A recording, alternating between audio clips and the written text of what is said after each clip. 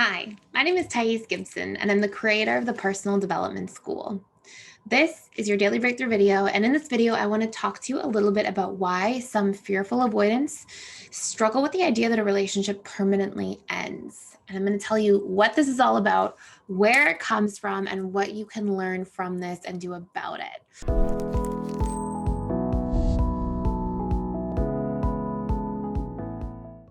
So before I dive in, we have a lifetime membership going on right now, a lifetime membership sale going on right now. I sort of forgot to mention it in some of the earlier videos, but it is for $1,000 off of our lifetime membership. And you can check the link out in the description box below. Basically, it gives you access to PDFs for life, all the courses, all of the workbooks, all of the social events, all of the webinars on an ongoing basis, all of the special events that we do. And you have access to everything for life. You can check it out. I put a link in the description box below for that. So why do fearful avoidants struggle with this? Well, this is actually a question I had from one of the members inside PDS. And they wrote about this. And they said, why? I know this isn't for all fearful avoidants, but why does this happen for some fearful avoidants? And this is really interesting because I do tend to see that fearful avoidants polarize on this issue. Sometimes they can cut off a relationship and be so cold about it and push it so far away that it's almost like it never existed in the first place. And that can sort of be one side of fearful avoidance. The other side of fearful avoidance, and this is a very specific qualification for this, is if the fearful avoidant truly lets somebody in, truly lets them see their vulnerability, truly opens up, truly really connects, and then the relationship ends when they didn't feel like there was this major imbalance in the relationship. So if there was a sudden ending because somebody moved, because, there was a traumatic event, because something happened all of a sudden that was sort of a one-off in the situation, then in that case, sometimes I see fearful avoidance hanging on to relationships. Now, I still want to split that part into two major trajectories. One is that in that case, fearful avoidance will maintain the idea of a romantic connection with that person. I would say that's actually more rare. And I would say more commonly, they will change the nature of their connection to that relationship and really still value it, really still care for that person, have a lot of deep love and affection for that person, but in a more platonic sense, if it was something coming from a romantic relationship.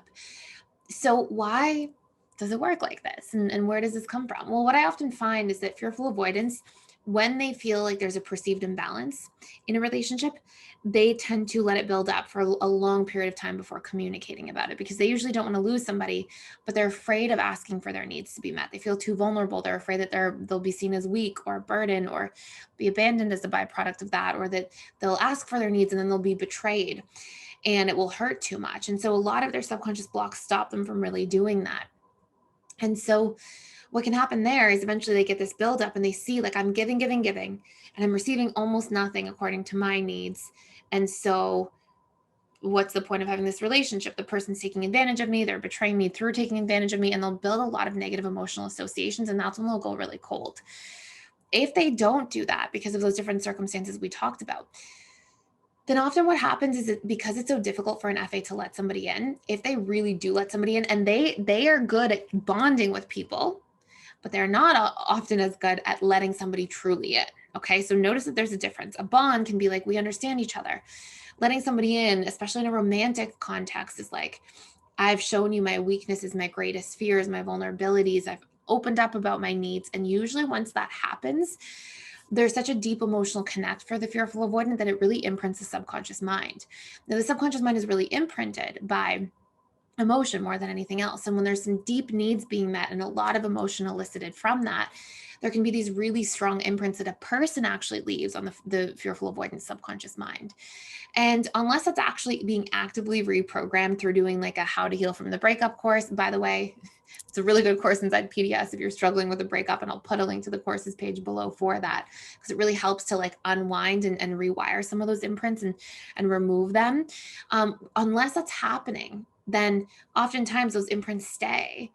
And then if a fearful avoidant, they can sometimes be a little bit out of sight, out of mind, and they can disconnect from them in a romantic sense, but they may still have like a lot of deep love and care and kind of like value maintaining a friendship or try to reconnect every couple years or things like that. And it's a strategy to get the needs met according to those imprints that are still sort of hardwired into the subconscious mind of a fearful avoidant to a certain degree. So that's sort of the dynamic and how it can play out. If you find yourself struggling or stuck with that, definitely check out the How to Heal from a Breakup course. And know that like those are just imprints, and we can, it may not be a bad thing too, by the way, if you have imprints that are just nice, like, oh, I enjoyed my time with that person. I cared about the relationship. I know now it would never work and I'm not interested romantically, but I care for the person as a friend. Like none of that stuff is bad. You're allowed to feel that way. But if it's troubling you and you want to do the work, I highly recommend doing so you can create that relief and you can give yourself that closure and opportunity to fully move on. So you can check out that link in the description box below. Let me know if you have any more questions about this topic. I hope you enjoyed it. Thank you for the person who asked this question. It was a fantastic question. And thank you guys all so much for being here. Please like, share, and subscribe if you haven't already. I would super appreciate it. And I will see you in the next video.